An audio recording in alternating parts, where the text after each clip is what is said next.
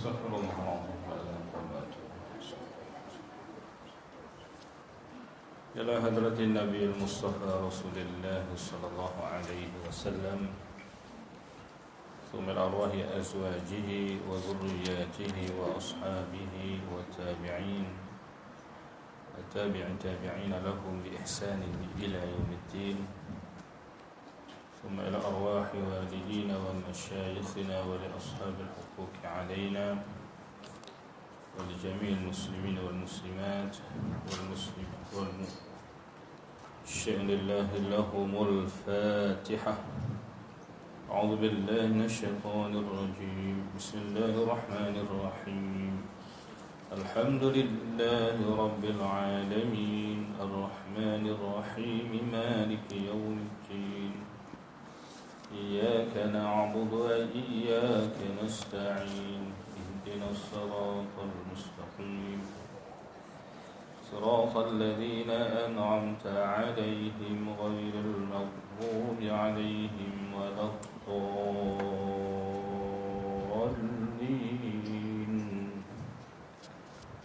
آمين. السلام عليكم ورحمة الله وبركاته. الحمد لله رب العالمين وبه نستعين على أمور الدنيا والدين وبه نستغفره وبه نستهديه والصلاة والسلام على أشرف الأنبياء والمرسلين سيدنا وحبيبنا وشفيعنا ومولانا محمد وعلى آله وأصحابه وأتباعه إلى يوم الدين. سبحانك لا علم لنا إلا ما علمتنا إنك أنت العليم الحكيم ولا حول ولا قوة إلا بالله العلي العظيم. ثم أما بعد. Hadirin muslimin dan muslimat, tuan-tuan puan-puan yang dirahmati Allah dan dikasihi sekalian. Alhamdulillah wa syukurulillah. Pertama-tamanya ya, sama-sama kita sentiasa mengucapkan dan memanjatkan puji serta syukur yang semulia-mulianya, yang sebanyak-banyaknya kehadrat Allah Subhanahu wa taala atas segala nikmat-nikmat kurniaan Allah yang tidak terhingga yang dilimpahkan Allah kepada kita bersama. Alhamdulillah, pada petang ni kita dapat bersama lagi untuk kita menyambung perbincangan di dalam mentadabbur ayat suci Al-Quranul Karim, dan insya-Allah kita akan mula mentadabbur surah Al-Anbiya. Surah Al-Anbiya yang mana pada kali yang lepas kita telah sama-sama meneliti muqaddimah surah Al-Anbiya ini. Qala Allah Ta'ala A'udzu billahi minasy syaithanir rajim. Bismillahirrahmanirrahim. اقترب للناس حسابهم وهم في غفلة معرضون ما يأتيهم من ذكر من ربهم محدث إلا استمعوه وهم يلعبون لاهية قلوبهم وأسروا النجوى الذين ظلموا أهل هذا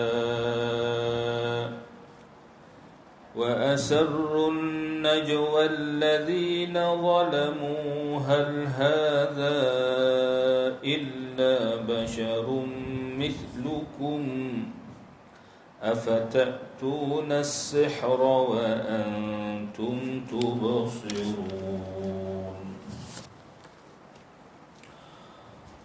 قال ربي يعلم القول في السماء والأرض وهو السميع العليم بل قالوا أضغاث أحلام بل افتراه بل هو شاعر فليأتنا بآية كما أرسل الأولون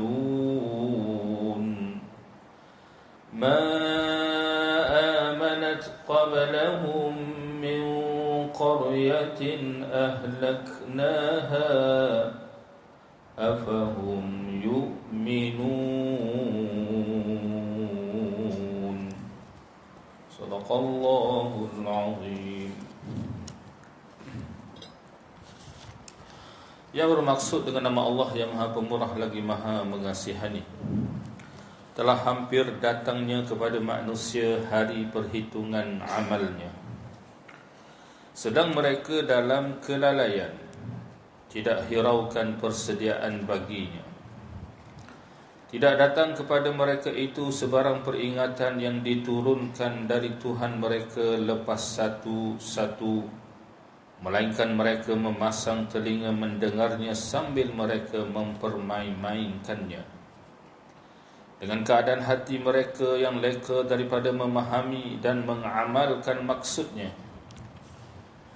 Dan orang-orang yang zalim itu berbisik-bisik sesama sendiri dengan berkata, bukankah Muhammad ini hanyalah seorang manusia biasa seperti kamu? Maka patutkah kamu turut hadir mendengar sihir yang dibawanya itu, sedang kamu nampak dan mengetahui karutnya? Bagi menjawab mereka, Nabi Muhammad sallallahu alaihi wasallam berkata, Tuhanku mengetahui tiap-tiap perkataan yang dilahirkan atau disembunyikan oleh makhluk-makhluk di langit dan di bumi, dan dialah jua yang amat mendengar lagi amat mengetahui.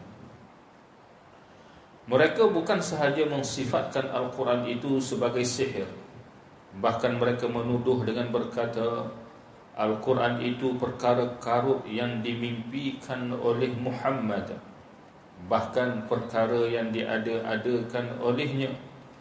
Bahkan Muhammad sendiri seorang penyair. Kalaulah ia sebenarnya seorang Rasul, maka hendaklah ia membawakan kepada kita satu mukjizat sebagaimana mukjizat-mukjizat yang dibawa oleh Rasul-Rasul yang telah diutus dahulu. Tidak ada penduduk sesebuah negeri pun yang kami binasakan sebelum mereka, yang telah beriman kepada mukjizat yang diberi kepadanya. Maka benarkah mereka yang meminta mukjizat itu mahu beriman?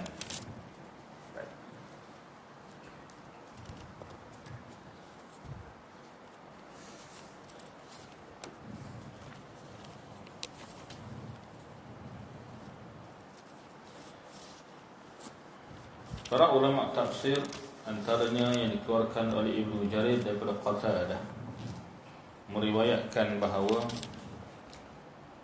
penduduk Mekah, yakni orang-orang musyriki Mekah ini berkata kepada Nabi Muhammad sallallahu alaihi wasallam, wahai Muhammad, jika apa yang kamu perkatakan itu adalah benar,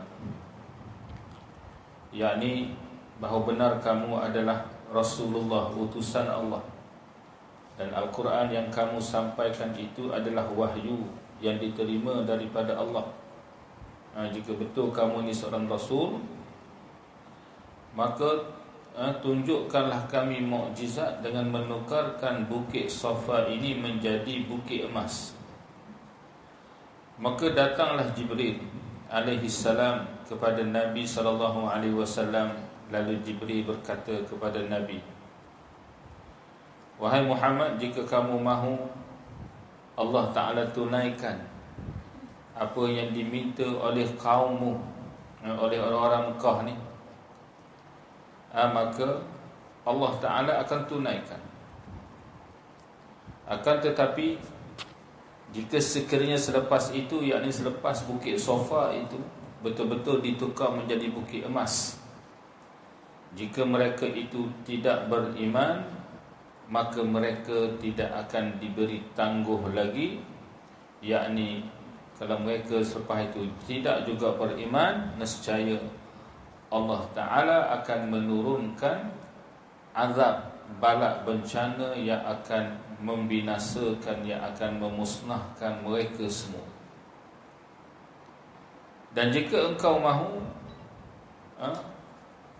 engkau diberi tangguh, mana kaum kamu itu diberi tangguh, yakni tidak dimakbulkan permintaan mereka, bahkan diberikan tangguh masa untuk mereka. Maka Nabi SAW menyatakan, bal asta'anni biqaumi, bahkan kalau begitu kata Nabi, aku minta tangguh, yakni kaumku ini diberikan tangguh dan tidak dikenakan azab. Bermakna apa yang mereka minta tadi, supaya bukit Safa ditukar menjadi emas, tidak Nabi pohon, tidak Nabi minta kepada Allah. Maka turunlah ayat yang ke-6 yang kita baca tadi, ma amanat qablahum min qaryatin ahlaknaha afahum yu'minun. Tidak ada penduduk sesebuah negeri pun yang kami binasakan sebelum mereka. Seperti kaum mana? Kaum Fir'aun, kaum 'Ad, kaum Samud, kaum Nabi Saleh, ramai lagi yang telah beriman kepada mukjizat yang diberi kepadanya. Tak ada, mereka ni semua tak beriman. Ya, walaupun mereka minta macam-macam mukjizat, rasul-rasul yang diutuskan kepada mereka tadi menunjukkan mukjizat yang diminta, kata Allah, maka benarkah mereka yang meminta mukjizat itu mahu beriman? Lepas tu mereka beriman ke tidak? Tak beriman juga. Jadi Allah Ta'ala maha mengetahui penduduk Mekah, orang musyrikin yang minta macam-macam pada Nabi ini, sebenarnya mereka minta itu kononnya, lepas tu mereka nak beriman. Allah Ta'ala maha mengetahui sebenarnya mereka tidak mahu beriman pun. Sebab itulah dengan rahmat Allah Ta'ala juga Nabi meminta tangguh, maka mereka diminta tangguh. Mudah-mudahan dengan itu Nabi berharap zuriat keturunan mereka ataupun ada di kalangan mereka di masa mendatang akan beriman kepada Allah, akan menjadi di kalangan orang-orang Islam, dan itulah yang berlaku.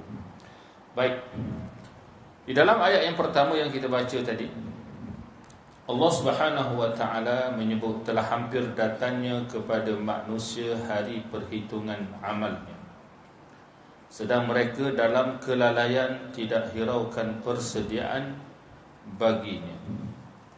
Baik, ada nota kaki di bawah dalam tafsir pimpinan Ar-Rahman disebut surah Al-Anbiya ini dimulakan oleh Allah Ta'ala dengan mengingatkan manusia tentang kedatangan hari kiamat, untuk menghitung segala amal perbuatan yang telah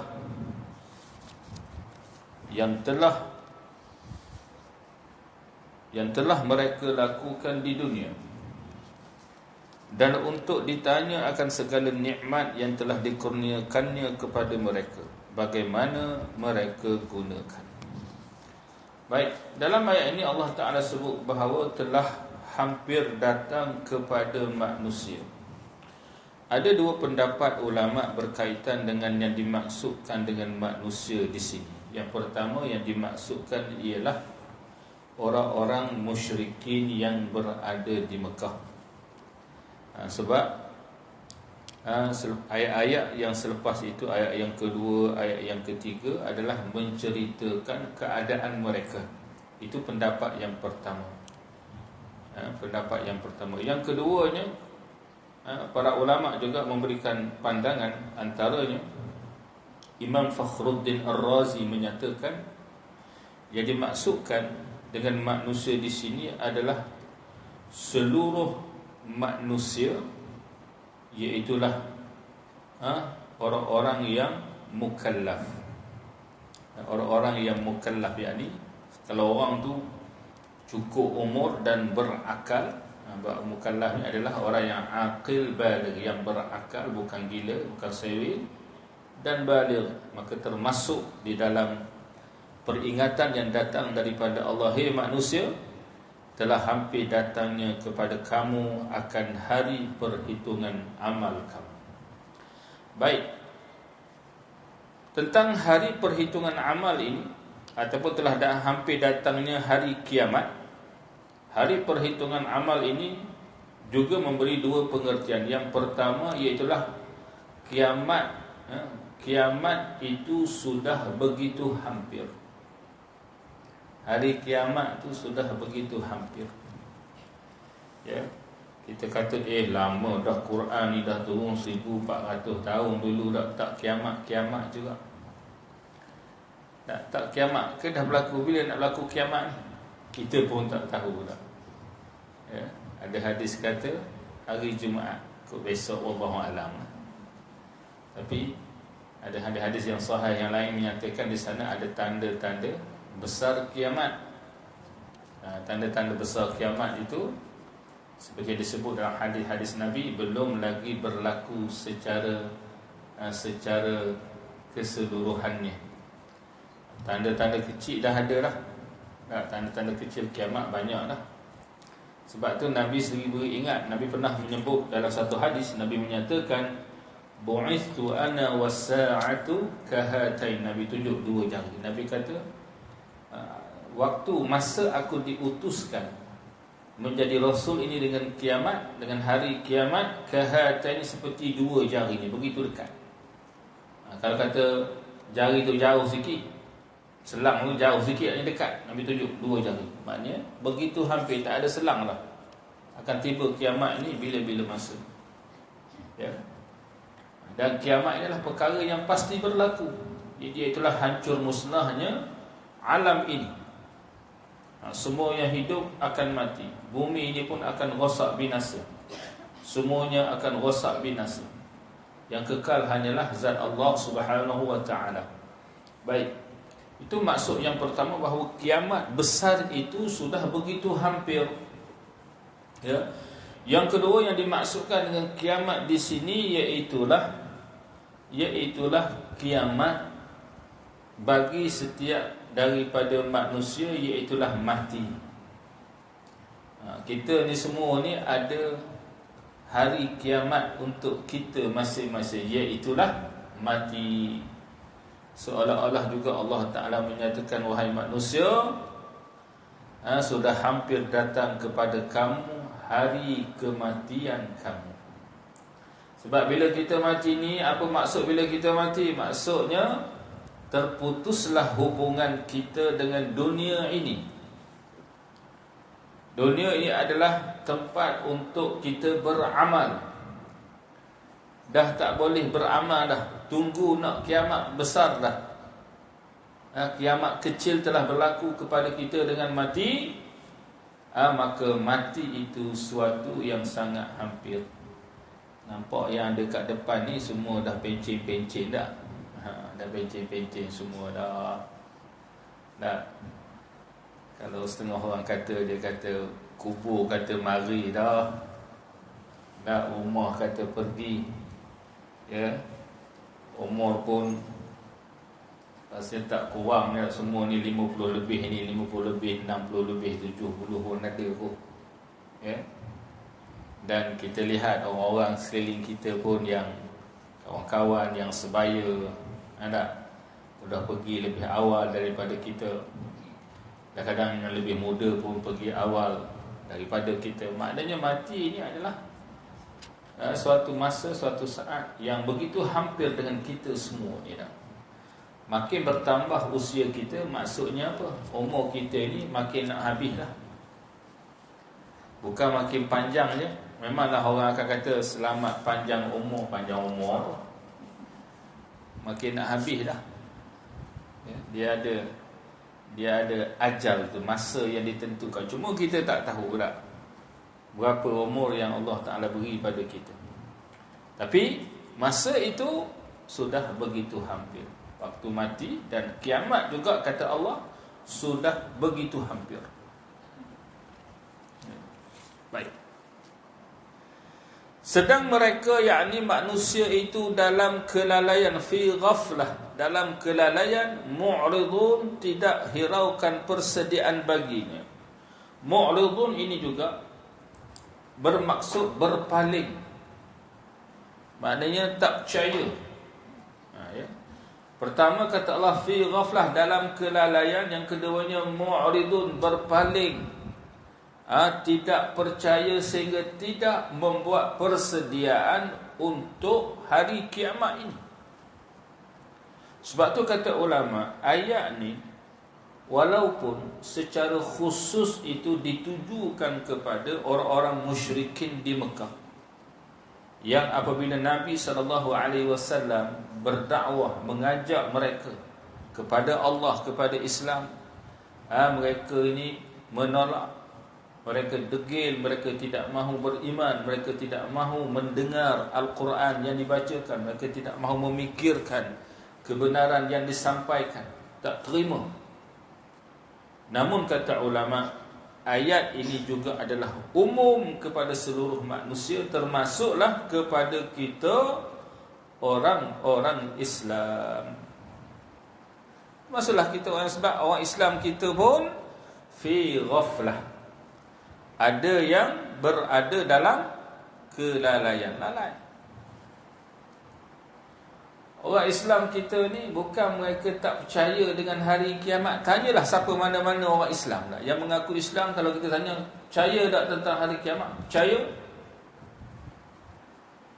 Tapi kita melihat orang Islam juga berada dalam kelalaian, lalai, tak sembahyang, tak puasa, tak tutup aurat, bergelumang dengan maksiat begitu dan begitu.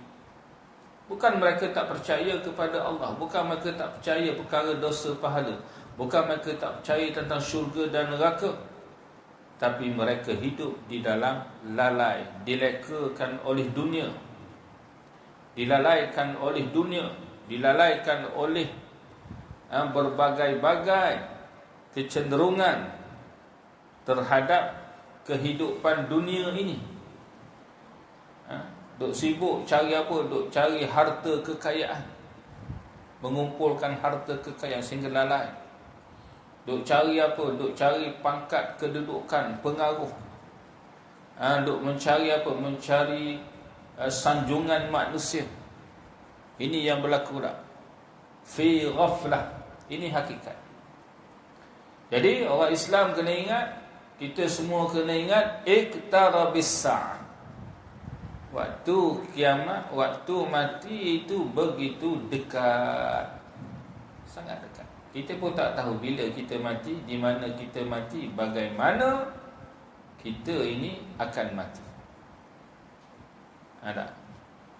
Sebab mati ini, kata Allah, qul innal mauta alladhi tafirruna minhu fa innahu mulaqikum. Katakanlah wahai Muhammad, sesungguhnya mati, kematian yang kamu melarikan diri daripadanya, fa innahu, maka sesungguhnya mati itu mulaqikum, akan mencari kamu, akan datang kepada kamu, akan bertemu dengan kamu. Thumma turadduna ila alimil ghaibi wasyahadah fa yunabbiukum bima kuntum ta'malun. Kemudian kamu ni akan dibangkitkan di hari kiamat dan akan dikhabarkan, diberitakan, diberitahu, dibentangkan kepada kamu apa yang pernah kamu buat masa hidup dunia dulu. Jadi mati ni jangan duk lari dah tak. Tiba masa dia akan mati. Tapi ramai manusia yang terus-menerus dilalaikan. Sebab itulah kalau bincang bab lalai ni, kata ulama, ramai manusia ni yang mana mereka ini, kalau dalam kitab kitab tasawuf disebut, orang ramai manusia yang tulul amal, panjang angan-angan. Panjang angan-angan ni maksud apa? Dia rasa umurnya masih panjang. Muda lagi, tak kalah nak mati dah. Betul tak? Muda lagi. Berapa? 65. Muda lagi. 65 dah. Kalau 71 tukar terbalik 17, rasa muda lagi lah. Dia kata sihat-sihat macam ni, takkanlah mati. Tak? Jadi macam-macam perkara yang dalih-dalih yang mereka bina yang menyebabkan mereka ini rasa bahawa mati itu, kiamat kecil itu masih jauh daripada mereka. Ataupun mereka ini panjang angan-angan, kononnya mereka ini masih ada masa, tak apalah, esok lusa saya taubatlah. Ada, kan esok masih ada, macam tajuk filem pula lah. Kan esok masih ada. Nak tidur malam tadi rasa esok rasa macam hidup lagi ni tak, sebab dah rancang macam-macam dah ni. Besok, minggu depan, awal tahun depan, hujung tahun ini, cuti sekolah nak ke mana, dah rancang siap. Padahal tahu ke esok lusa hidup lagi? Wallahu alam, tak tahu. Tak, kita tak tahu. Kata ulama, orang yang rasa dia besok masih hidup pun, nak tidur malam ni besok dia rasa dia masih hidup pun, itu pun dikira orang yang tulul amal, panjang angan-angan. Ya. Sebab bila dia rasa begitu, kadang-kadang perasaan sebegitulah yang menyebabkan dia menangguh-nangguhkan perkara yang sepatutnya dia segerakan. Contohnya bertaubat. Tak apalah, besoklah. Tak apalah, besoklah taubat. Besoklah buat, besoklah. Ya. Jadi manusia ini dilalaikan dengan oleh dunia, oleh panjang angan-angan dan seumpamanya. Yang keduanya mu'ridun. Jadi manusia ini juga ada di kalangan manusia yang tidak beriman, yang tidak percaya dengan hari kiamat. Mati itu mati juga, tapi mereka tak percaya tentang hari kiamat, bahawa di sana akan berlaku hari kebangkitan, hari hisab, kemudian hari manusia ini akan dibalas sama ada ke syurga ke neraka. Ada sebahagian manusia tak percaya dengan hakikat ini, lalu mereka langsung tidak menghiraukan persediaan untuk menghadapi hari tersebut. Jadi mereka menganggap, kadang-kadang setengah manusia ini mereka anggap hidup ni setakat dunia sahaja. Habis dunia, habis dah cerita, selesai. Baik. Lalu Allah Ta'ala cerita, tidak datang kepada mereka itu sebarang peringatan yang diturunkan dari Tuhan mereka lepas satu-satu, melainkan mereka memasang telinga mendengarnya sambil mereka mempermain-mainkannya, dengan keadaan hati mereka leka daripada memahami dan mengamalkan maksudnya.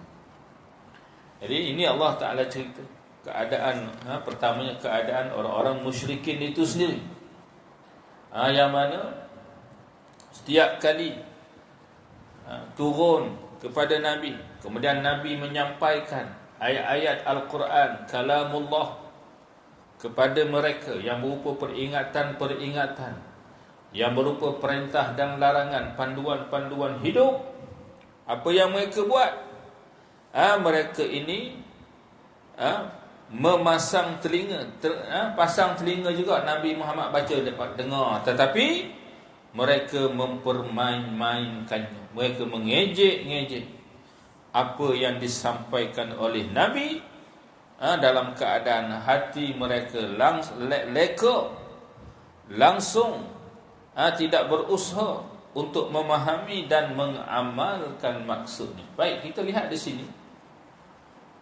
Keadaan ini juga, kata ulama, bukan setakat berlaku kepada orang-orang musyrikin waktu zaman Al-Quran diturunkan. Quran duk turun lah, ayat demi ayat, surah demi surah. Kalau di Mekah tu selama 13 tahun. Nabi berdakwah di Mekah selama 13 tahun. Ya. Tapi mereka ini dengar, tapi dalam keadaan memekakkan telinga mereka.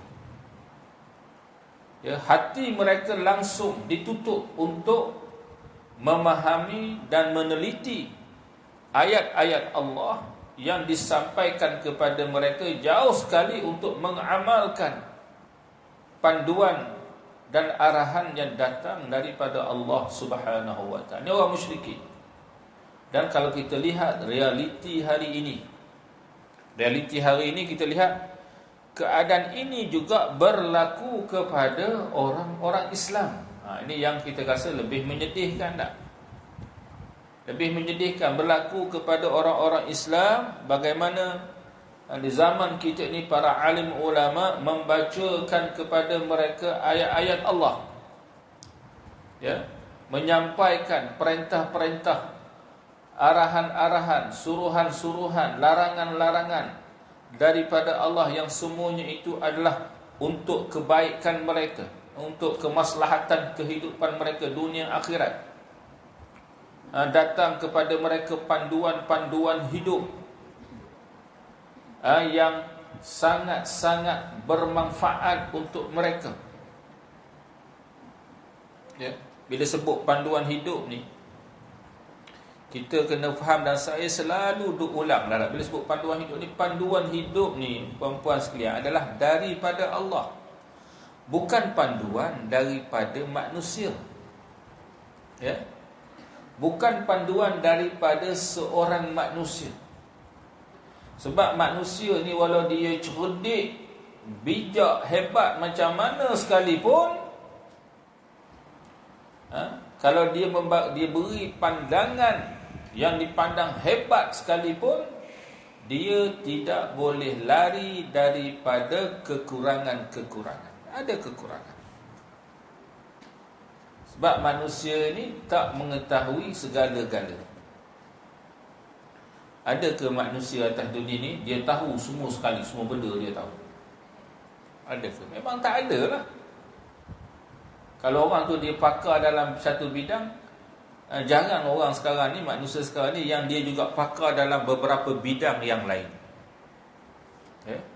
Kalau dia pakar pun, setakat kepakaran itu ialah dengan kecerdikan, dengan kebijaksanaan yang Allah Ta'ala beri kepada dia. Tetapi cuba kita bayangkan kalau panduan itu, suatu panduan itu adalah datangnya daripada Allah, Tuhan yang mencipta, yang mentadbir, yang mengurus alam ini, yang mencipta manusia. Kita ni Allah Ta'ala yang cipta. Tidakkah yang menciptakan itu mengetahui segala-galanya? Apa dalam surah Al-Mulk tu disebut? Apa tu? Ala ya'lamu man khalaq wa huwal latiful khabir. Kata Allah Ta'ala tanya tu, ala ya'lamu man khalaq, tidakkah yang menciptakan itu ya'lamu, mengetahui segala-galanya? Itu soalan, itu bukan suruh kita jawab. Dia ada soalan dalam bentuk menyatakan hakikat.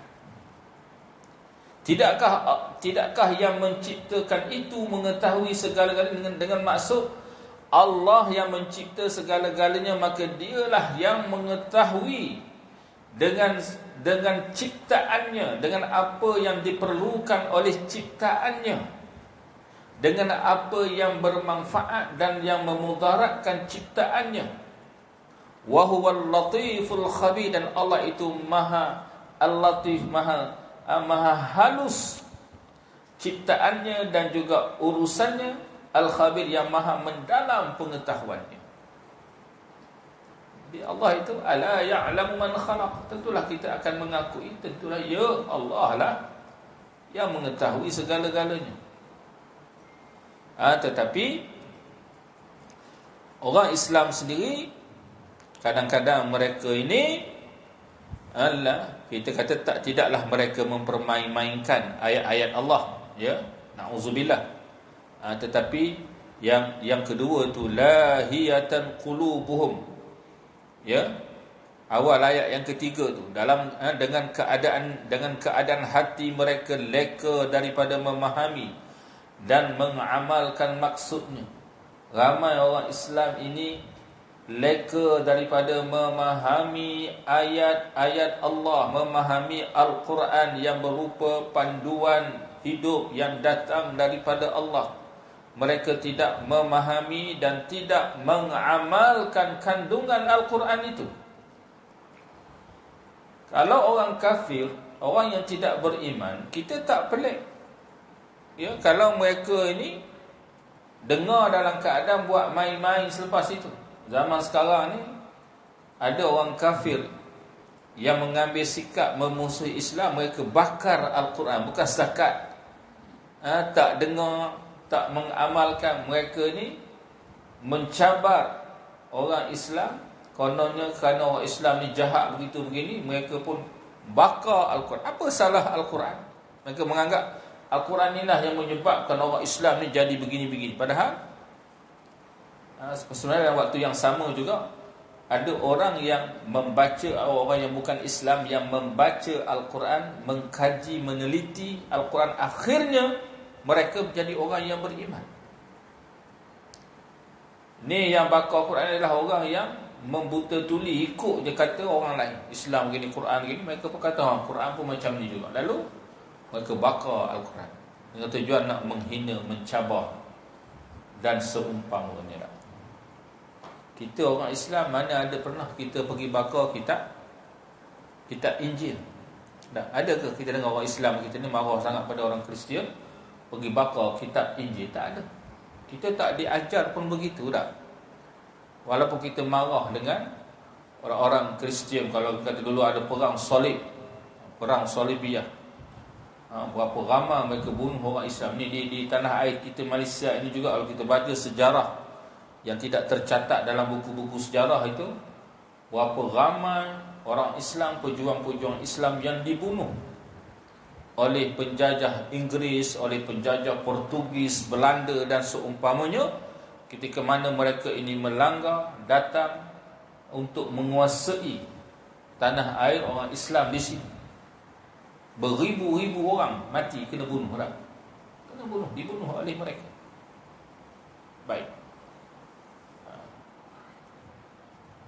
Jadi orang Islam sendiri ada yang tidak mengamalkan, leka daripada memahami dan mengamalkan maksudnya. Jadi ini adalah peringatan daripada Allah. Sekali lagi, tadi ghaflatin dah sebut dah, lalai, tidak memahami Al-Quran, ayat-ayat Allah, dan tidak mengamalkan kandungan ayat-ayat Allah. Tadi pun dalam kuliah tafsir pagi tadi saya sebut juga tentang bagaimana para ulama menyatakan bila menyebut tentang perintah-perintah yang datang daripada Allah yang terkandung dalam Al-Quran ini.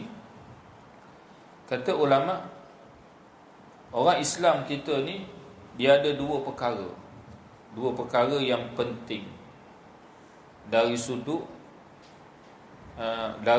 bagaimanakah mereka ini akan benar-benar mengamalkan, melaksanakan perintah yang datang daripada Allah. Yang pertama dia kata dia bergantung kepada yang pertama, setakat mana iman mereka dan keyakinan mereka kepada Allah. Kita tepuk dada kita, tanya iman kita, setakat mana kita ini beriman kepada Allah dan yakin kepada Allah. Yakin kepada Allah itu termasuklah yakin dengan apa yang datang daripada Allah, dengan apa yang dinyatakan oleh Allah di dalam Al-Quran itu sendiri. Tanya diri kita masing-masing, setakat mana kita beriman dan yakin dengan Al-Quran. Ya? Kalau kita betul-betul beriman kepada Allah, bahawa Allah itulah Rabbul Alamin, Tuhan sekalian alam, wahdahu la syarikalah, Tuhan yang Maha Esa, tidak ada sekutu bagi Allah, Tuhan yang bersifat dengan segala sifat-sifat kesempurnaan. Dan Allah Ta'ala beritahu di sana, hidup kita ini bukan setakat dunia, bahkan ada dunia dan ada akhirat, ada dosa, pahala, ada syurga, neraka. Kalau kita beriman dengan semua itu, maka itu kita telah mencukupkan syarat yang pertama. Setakat mana iman kita. Tapi kalau dari sudut iman kepada Allah, yakin kepada Allah dan dengan apa yang datang daripada Allah itu kita tak berapa percaya, tak berapa yakin, di situ kita akan lihat akan berlaku banyak kepincangan di dalam cara orang Islam itu menghayati Islam dan mengamalkan segala perintah yang datang daripada Allah. Yang keduanya, syarat kedua dia sebut, kata ulama, perkara yang kedua, dia bergantung kepada setakat mana kesungguhan orang Islam itu sendiri mengamalkan, melaksanakan Islam itu sendiri. Setakat mana kesungguhan orang Islam di dalam mengamalkan, melaksanakan perintah-perintah, arahan-arahan yang datang, panduan-panduan yang datang daripada Allah Subhanahu wa ta'ala. Setakat mana kesungguhan. Kita tak payah tengok jauh lah. Contoh, kita ambil contoh satu, solat lah. Solat, sembahyang fardu 5 waktu. Setakat mana kesungguhan orang Islam di dalam menunaikan kefarduan solat 5 waktu. Orang lelaki pula, mereka dituntut solat berjamaah di masjid atau surau. Ada. Kalau pergi ke Mekah tu 1 kilometer berjalan. Jauh macam 1 kilometer boleh berjalan kaki. Memang tak ada motor pun. Kalau ada motor tak jalan kaki lah. Jalan kaki 1 kilometer pergi masjid. Tengah hari panas lik-lik tu lah. Pergi, jalan kaki 1 kilometer, sungguh. Kat rumah kadang-kadang dekat je. 100 meter tak sampai pun. Dia tak sampai-sampai juga. Tak sampai-sampai je. Kadang-kadang ada banyak, kita kata, kemudahan. Ada kenderaan, ada motor, ada kereta, ada macam-macam lah kemudahan. Dan tidak terhalang oleh halangan syar'i apa pun. Bukan ada halangan syar'i pun, tapi tak sampai juga ke rumah Allah. Kenapa? Kerana tidak ada kesungguhan. Panggil tak ada kesungguhan. Tak ada kehendak. Tak ada kehendak. Kalau di peringkat negara sekarang duduk bincang lagi tentang merdeka tak? Tentang merdeka esok hari Malaysia besok sambutan hari Malaysia. Lusa 16 saya tak ingat buat 16. Sambutan hari Malaysia pula. Baru ni hari merdeka, ni hari Malaysia pula. Gabungan semualah. Jadi orang bercakap tentang kemerdekaan begitu dan begini dah. Tapi kalau kita lihat, kita ni dah masuk merdeka 66 tahun tu, 66 tahun. Tapi kalau kita lihat dari sudut itulah apa yang saya nak sebut, dari sudut kesungguhan pemerintah kita lah. Sebab kita tengok pemerintah hari ini dipegang oleh orang Melayu Islam lah, mudahnya tak kuasa tu. Dipegang oleh orang Melayu Islam yang majoriti. Tapi setakat mana kesungguhan mereka nak mendaulatkan, kita kata, hukum-hukum syariat Allah. Kesungguhan tu kurang kesungguhan. Saya dulu tengok macam contoh yang kita hadapi baru hari tu, kita hadapi 2 tahun PKP tu lah. PKP tu dia boleh menguatkuasakan undang-undang. Siapa keluar kena tangkap, kena saman. Kita tak berani nak jenguk kot tingkap pun tak berani, takut kena tangkap. Jenguk jugalah tak. Tapi punyalah taat dan punyalah kuat kuasa. Letak kawat berduri tu. Kalau yang apa? Yang PKPD tu apa dia? PKPD hak kena pula penyakit ada menular kawasan tu, mau pula kawat berduri. Tahanan dalam rumah kita ni. Sampai yelah kalau dalam rumah tu ada ayam seekor je, tahan lama mana sangat. Ikan bilis ada 100 ekor, 2 kali makan habis lah.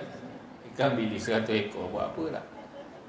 Jadi sampai orang luar datang hantar bekalan makanan ni, tolong pula. Mungkin ada pengalaman tak?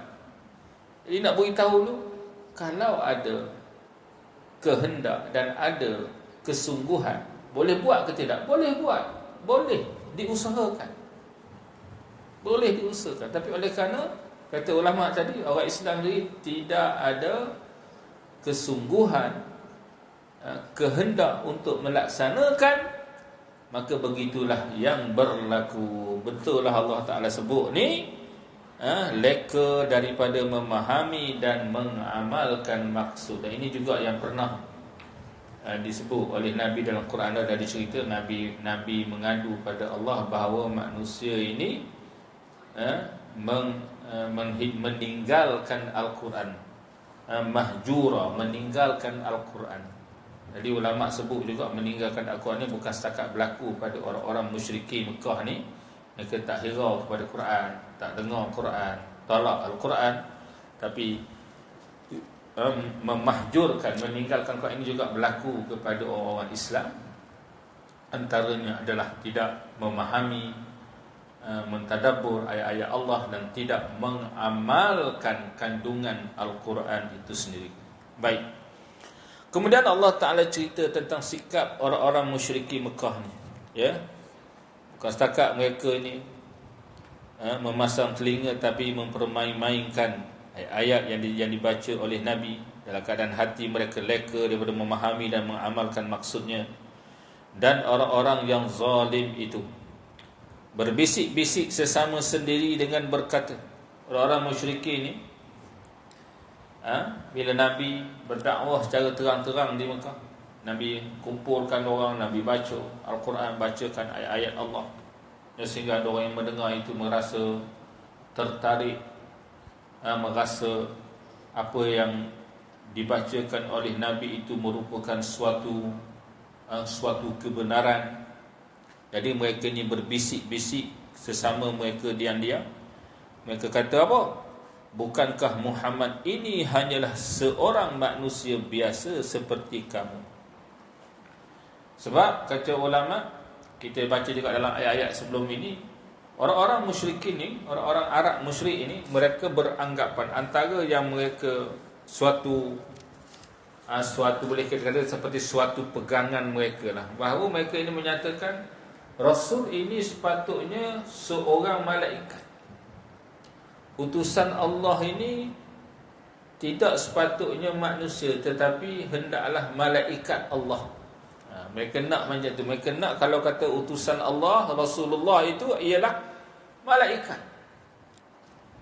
Sebab tu dalam surah yang lain, bila mereka kata Rasul itu hendaklah malaikat, Allah Ta'ala jawab, ya, satu hari nanti kamu akan bertemu malaikat. Jumpa kat mana malaikat ni? Saat kamu nak mati, datang Malikil Maut pada kamu. Pada waktu kamu tahulah Malikil Maut layan kamu macam mana. Ya. Jumpa lagi malaikat, malaikat Munkar dan Nakir dalam kubur. Kamu akan tahu juga nanti bagaimana malaikat Munkar dan Nakir melayan kamu di dalam kubur. Jumpa lagi malaikat di padang mahsyar. Jumpa lagi malaikat di dalam neraka. Apa nama malaikat penjaga neraka? Malaikat Malik. Dibantu oleh malaikat-malaikat penjaga neraka yang lain, antaranya malaikat Zabaniyah. Falyad'u nadiyahu sanad'u Zabaniyah. Malaikat Zabaniyah. Pada waktu itu kamu baru tahu, kamu akan baru tahulah, tak?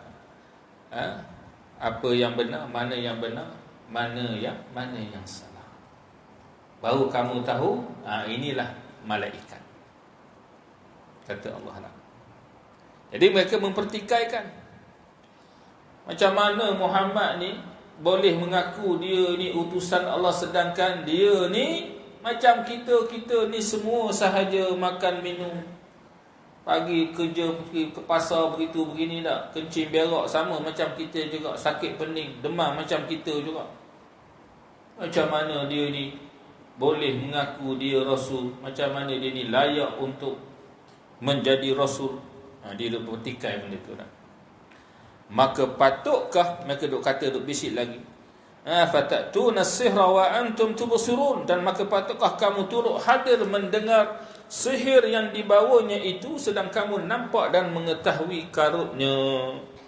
Baik, ada nota kaki tu dalam tafsir bin Ar-Rahman, dikata apa? Yakni mereka berbisik-bisik sesama sendiri mengingkari kerasulan Nabi Muhammad sallallahu alaihi wasallam dan mensifatkan Al-Quran yang disampaikannya sebagai satu perkara yang tidak ada hakikatnya yang sebenar-benar, sebagaimana tidak benarnya perkara sihir.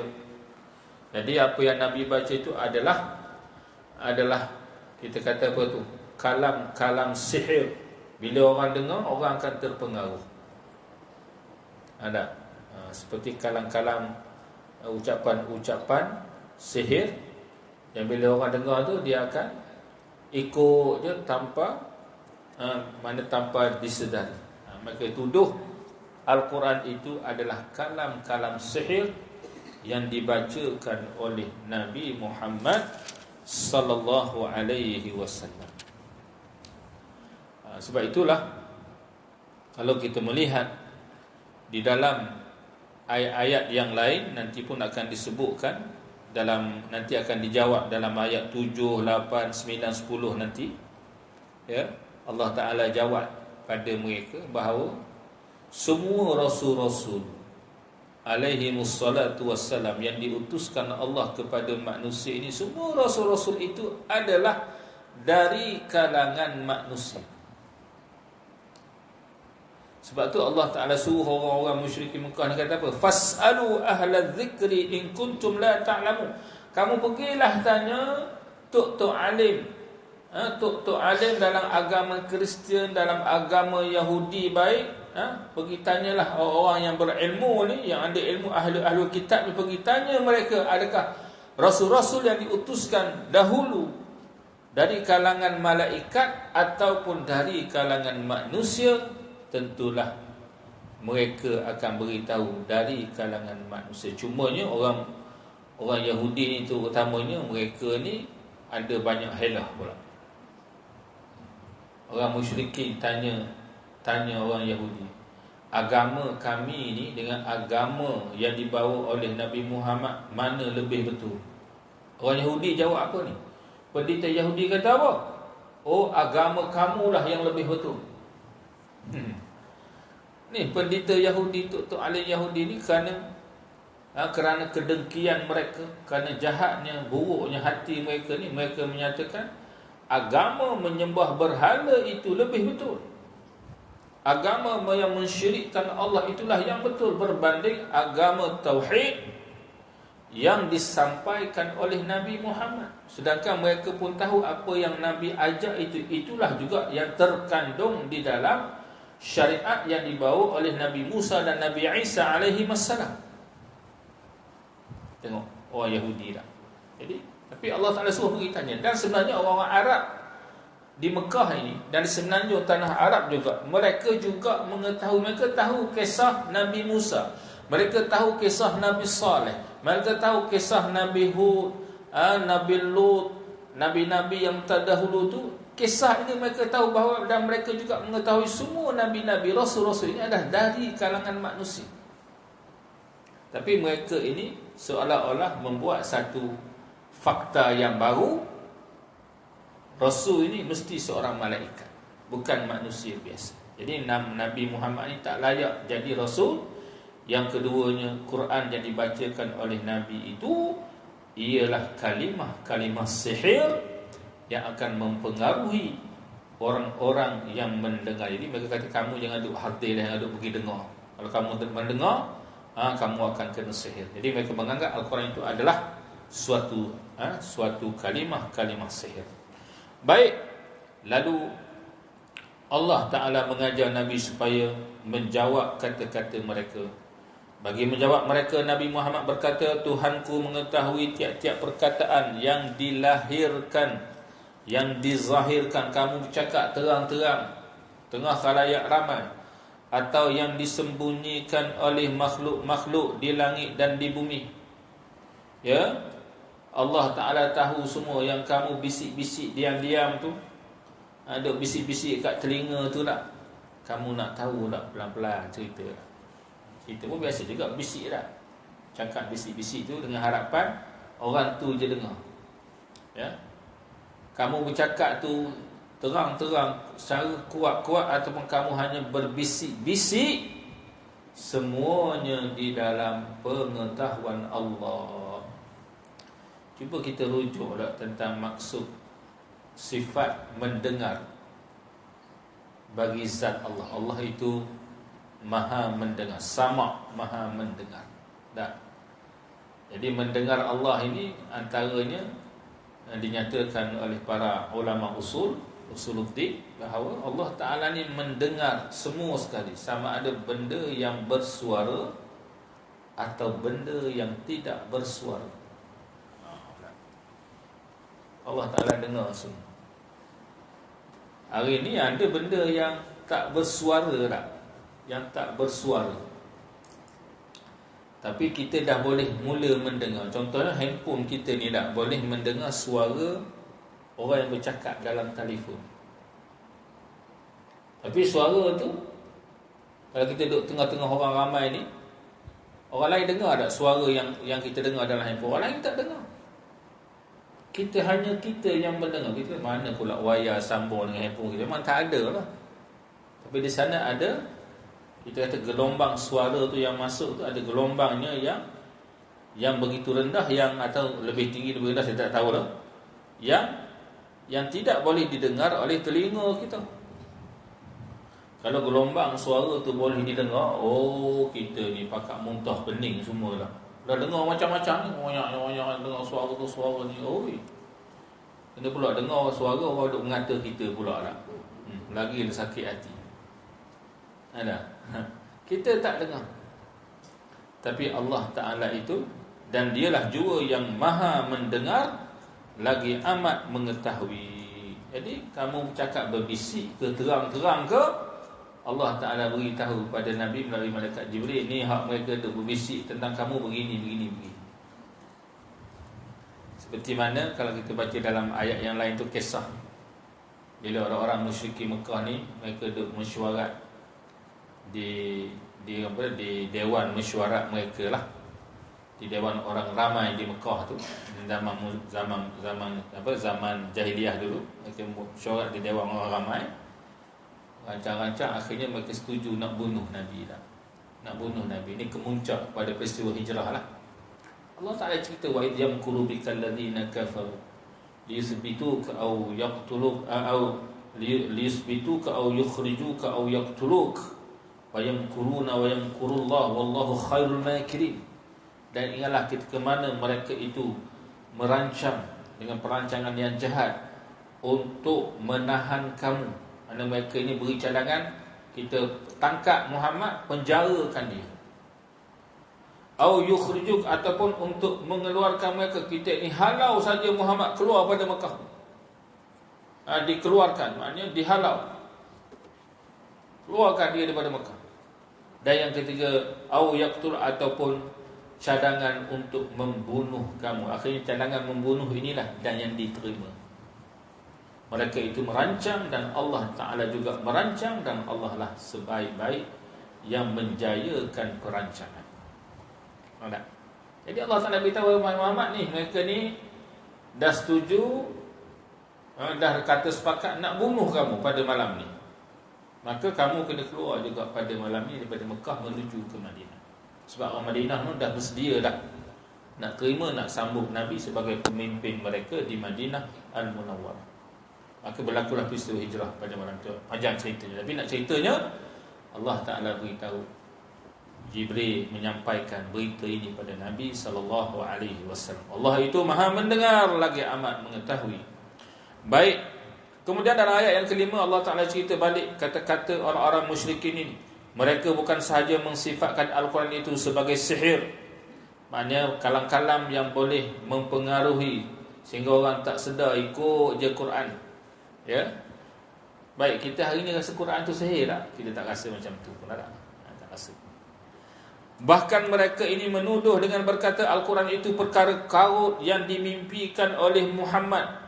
Quran itu adalah benda-benda yang Nabi mimpi. Dia mimpi malam tadi begini. Hari ni dia pun cerita. Dia pun ceritalah gini.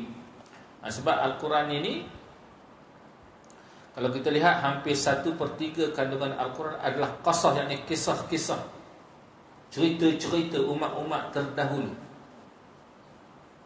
Cerita macam-macam lah, cerita Nabi-Nabi, cerita Zulkarnain, cerita itu, cerita ini. Tak. Jadi mereka kata ini adalah mimpi, perkara karut yang merupakan mimpi yang dimimpikan oleh Muhammad, kemudian dia cerita. Jadi kita dengar tu menarik, perkara-perkara mimpi. Bahkan perkara yang diada-adakan olehnya, bahkan berkata bukan setakat mimpi. Quran ini adalah rekaan Muhammad. Dia pergi belajar diam-diam dengan mana-mana orang, kemudian dia pun mereka ayat-ayat, cerita-cerita begitu begini, lalu disampaikan kepada kamu. Ini kata mereka yang direka-reka oleh Nabi Muhammad. Macam awal surah apa? Awal surah Alif Lam Mim As-Sajdah, surah As-Sajdah adalah. Jadi Allah Taala cerita macam tu juga. Am yaqulu naftarah, mereka itu berkata iftara Muhammad, mereka-reka Al-Quran. Bal huwal haqqu mir rabbika, bahkan Quran itu adalah kebenaran yang datangnya dari sisi Tuhan kamu ini, dari sisi Allah Subhanahu wa taala, bukan rekaan Muhammad. Sebab Nabi Muhammad ni, kita pun dah cerita banyak kali dah, orang-orang musyrikin Mekah kenal Nabi, bahawa Nabi ini orang tak pernah pergi pun melanjutkan pelajaran ke mana-mana pusat pendidikan. Tak pernah pergi guru dengan siapa-siapa. Tak pandai menulis, tak pandai membaca. Jadi mustahil orang yang macam ni boleh mengungkapkan kalam-kalam yang hebat. Itulah kalam-kalam Al-Quran itu. Mereka pun tahu perkara, tapi ni mereka ni kerana nak menafikan apa yang disampaikan oleh Nabi, maka mereka ni reka macam-macam cerita. Baik. Bahkan Muhammad sendiri seorang penyair, maka kata Nabi ni adalah seorang penyair. Jadi mereka tuduh Quran ini sihir, perkara-perkara karuk yang dimimpikan, yang direka-reka, yang diadakan oleh Muhammad. Yang keempatnya adalah syair-syair yang diungkapkan oleh Muhammad yang berupa seorang penyair. Mereka pun sebelum ni mereka tak tahu pun, 40 tahun sebelum ni mereka tak tahu pun Nabi Muhammad ni seorang penyair. Bila Nabi menyampaikan Al-Quran, oh Nabi ni seorang penyair, Muhammad ni seorang penyair.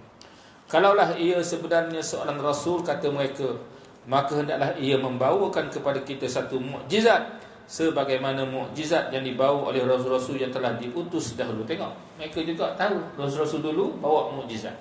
Nabi Musa bawa tongkat dan beberapa mukjizat yang lain dah. Nabi Saleh, Nabi Nuh, Nabi Saleh dengan unta yang keluar daripada batu. Mereka tahu kisah-kisah. Jadi apa yang mereka minta, yang kita cerita tadilah, iaitulah mereka ni minta, hey Muhammad, kalau betul kamu seorang Rasul dan kami ni, dan kamu boleh buat apa yang kami minta, kami akan beriman. Mereka minta apa? Tukarkan bukit Safa itu menjadi bukit emas. Oh, kalau bukit Safa jadi bukit emas, kaya raya orang Mekah. Betul tak? Ya. Jadi mereka minta mukjizat, tukarkan bukit Safa kepada bukit emas. Lalu Allah Ta'ala menyatakan, tidak ada penduduk sesebuah negeri pun yang kami binasakan sebelum mereka yang telah beriman kepada mukjizat yang diberi kepadanya. Maka benarkah mereka yang meminta mukjizat itu mahu beriman? Baik, tengok ada nota kaki 941 dia sebut, yakni kaum-kaum yang telah lalu yang meminta nabi-nabi mereka menunjukkan mukjizat, tidak juga beriman setelah mukjizat itu ditunjukkan kepada mereka. Macam kaum Nabi Saleh, ditunjuk, hey Saleh, kalau mu betul, buat keluar unta daripada batu ni. Tiba-tiba keluar betul unta. Mereka beriman tak? Tak beriman. Bahkan lepas tu mereka bunuh sembelih unta tu, turun bada lepas tu. Ya. Lalu mereka dibinasakan. Setelah minta mukjizat itu dibawa, tak juga beriman, lalu mereka dibinasakan. Demikian juga halnya orang-orang kafir musyrik di Mekah ni yang meminta mukjizat kepada Nabi Muhammad itu, tidak juga akan beriman kerana mereka lebih degil lagi, dan kesudahannya mereka akan dibinasakan kalaulah mukjizat yang mereka minta itu berlaku. Kita dah cerita tadi kisahnya. Nabi kata tak apalah, tak apalah, Allah Ta'ala tak payahlah tunaikan permintaan mereka, asalkan mereka ini diberi tangguh masa untuk beriman. Kalau tak beriman hari ini, mungkin sehari dua, setahun dua lagi mereka akan beriman. Bahkan Alhamdulillah selepas tu kalau kita baca dalam kisah perjuangan Nabi, dalam sirah Nabi, contohnya bila berlakunya Fathu Makkah, idza jaa nasrullahi wal fath wa ra'aitan nasa yadkhuluna fi dinillahi afwaja. Masuk dalam Islam afwaja, berbondong-bondong, ramai-ramai pakak masuk Islam. Habis satu kabilah, satu keluarga, kabilah yang di Mekah tu pakak masuk Islam semua. Ya.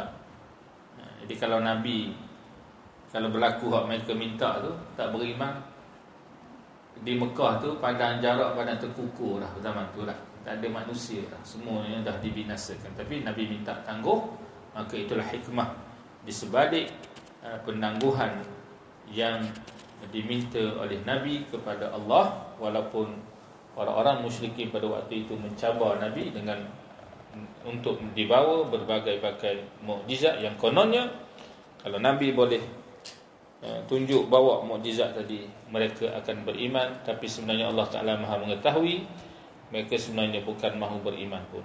Wallahu a'lam bis-shawab. Setakat dulu untuk petang. Kita akan sambung di dalam perbincangan yang akan datang insya-Allah. A'udzu billahi minasyaitonir rajim. Bismillahirrahmanirrahim. Alhamdulillahirabbil alamin. Wassalatu wassalamu ala asyrafil anbiya'i wal mursalin wa ala alihi wa sahbihi ajma'in. اللهم إنك عفو كريم تحب العفو فاعف عنا وعن والدينا وعن جميع المسلمين برحمتك يا أرحم الراحمين. اللهم علمنا مما ينفعنا وانفعنا مما علمتنا. اللهم زدنا علما وارزقنا فهما. اللهم اجعلنا من الذين يستمعون القول فاتبعون أحسنه. اللهم دبرنا يا الله فإنا لا نحسن التدبير. اللهم ردنا إلى دينك الإسلام ردا جميلا. اللهم أعز الإسلام والمسلمين المجاهدين في كل مكان. اللهم ربنا آتنا في الدنيا حسنة وفي الآخرة حسنة وقنا عذاب النار. وصلى الله على سيدنا محمد وعلى آله وصحبه وبارك وسلم والحمد لله رب العالمين. قبل الله منا منكم. Kita tangguhkan dengan doa kafaratul majlis dan suratul asr. Subhanakallahumma bihamdika asyhadu an la ilaha illa anta astaghfiruka wa atubu ilaik. Bismillahirrahmanirrahim. Wal 'asr innal insana lafi khusr illa alladhina amanu wa 'amilus salihati wa tawassaw bil haqqi wa tawassaw bis sabr. Aqulu qawli hadha wa astaghfirullahal 'azim li wa lakum. Assalamu alaikum warahmatullahi wabarakatuh.